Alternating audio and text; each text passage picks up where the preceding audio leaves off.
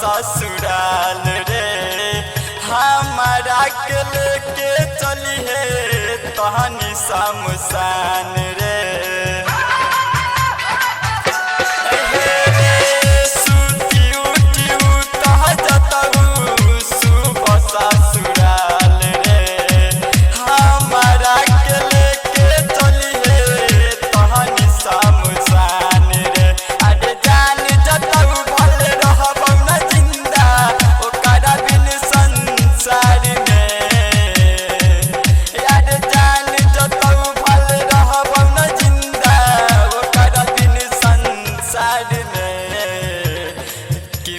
मालावा के जाती हऊ बरम पूजाए अतऊ साज में बाराती रे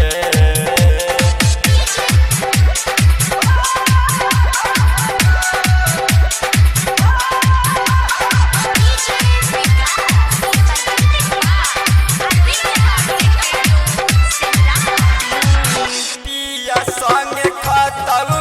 ता चिकन बिरयानी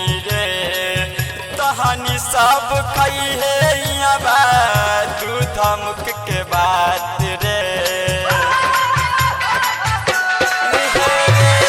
पिया संग खतऊ ता चिकन बिरयानी रे तहनी सब खाई है यहाँ दूध मुख के बात रे अरे चुन फर चुनर के दिल तोड़ दिहलऊ अपन से